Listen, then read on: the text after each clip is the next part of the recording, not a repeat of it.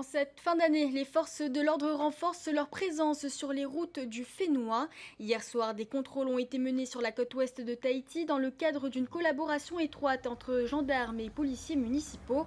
Vendredi, devant la mairie de Punaouia, une cinquantaine de véhicules ont également été arrêtés en 2 heures. 34 étaient en infraction, vitesse excessive, défaut de permis et autres manquements relevés par les équipes sur place.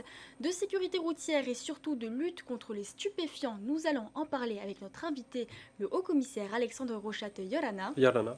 Alors avant donc d'aborder la sécurité routière et les sujets d'actualité, un mot sur la victoire de Miss Tahiti à Miss France. Qu'est-ce que cela vous inspire? Alors, ça m'inspire beaucoup de choses et beaucoup de fierté, comme les Polynésiennes et les Polynésiens. Mais avant toute chose, je pense qu'il est important de féliciter Inapoko Deves voilà, parce que c'est un long cheminement, c'est une compétition qui est longue. Et donc, voilà, la fierté qu'on a aujourd'hui, c'est parce qu'elle a réussi à être Miss France. Et donc, cette fierté est toute légitime pour tous les Polynésiens et tous les Polynésiens dont je suis. Alors notre Miss a des origines marquisiennes et justement vous revenez d'une mission aux Marquises. Vous avez visité à Nukuhiva la Syrie mais également le chantier du futur système d'adduction en eau potable. Sur ce dernier point, les Marquises sont très en retard. Comment l'État peut-il aider pour venir en aide pour ces îles éloignées? Alors les marquises sont très en retard, je ne sais pas si on peut dire ça. Les marquises ont besoin de travailler encore sur l'adduction en eau potable, effectivement, à Nukuhiva, mais aussi à Ivaoa, où j'étais le lendemain. Et donc on travaille avec les communes en appui en ingénierie, on les aide aussi financièrement, c'est d'ailleurs pour ça que je suis allé voir les chantiers. Et on a des belles perspectives à Ivaoa sur la mise en adduction d'eau potable qui va arriver dans les 6 mois qui viennent. À Nukuhiva, le travail est un petit peu plus long, mais les chantiers continuent. On va revenir sur les images que nous avons vues précédemment concernant les contrôles routiers. Alors est-ce qu'on doit comprendre qu'au vu des fêtes de fin d'année, les contrôles vont s'intensifier? Alors, les contrôles vont s'intensifier. Alors, effectivement, il y a les fêtes de fin d'année qui arrivent, mais je crois que le sujet, il va dépasser très largement les fêtes de fin d'année. Les contrôles vont continuer parce que vous l'avez dit, c'est à la fois du contrôle pour vérifier que les gens respectent les règles sur la route, mais c'est aussi une lutte de tous les instants contre les trafics et la consommation de stupéfiants. À l'occasion des contrôles routiers, hier, il y avait plus de 610 véhicules qui ont été contrôlés entre Papeete, Faa et Punavia. On a des gens qui étaient en infraction parce qu'ils avaient consommé de l'alcool, mais on a aussi des gens qui étaient en infraction parce qu'ils avaient consommé des stupéfiants et on a trouvé des stupéfiants dans les voitures. C'est un combat de tous les instants. Tous les policiers, tous les gendarmes, les douaniers, les policiers municipaux sont mobilisés pour que nous, justement, nous arrêtions la consommation et le trafic de stupéfiants en Polynésie française. Et donc en parlant de stupéfiants, ces dernières années, ces derniers mois, c'est un phénomène qui prend de plus en plus d'ampleur ici au Fénois, en particulier donc le trafic de méthamphétamine, la consommation d'ail, ce qui touche toutes les strates de la société.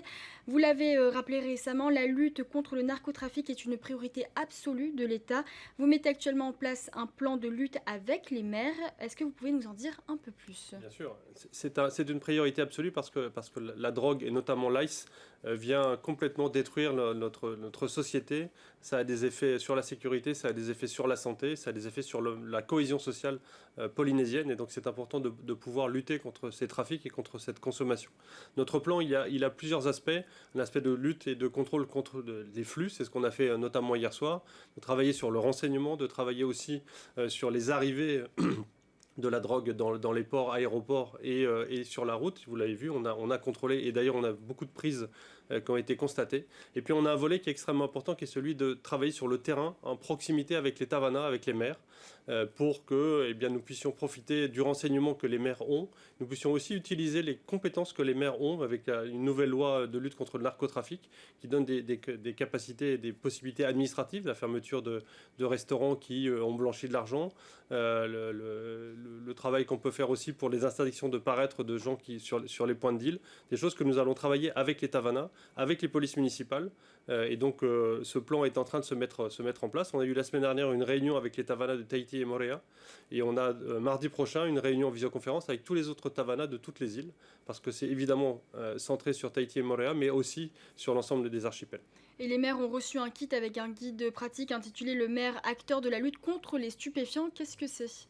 Et en fait, c'est ce que j'ai essayé de vous décrire juste avant. En fait, ce sont des outils administratifs, des outils d'aide à la décision pour le maire, pour que nous puissions travailler. Le maire n'est pas tout seul, évidemment, il vient en appui, ou il vient en complément du travail que la police et la gendarmerie peuvent faire sur le terrain.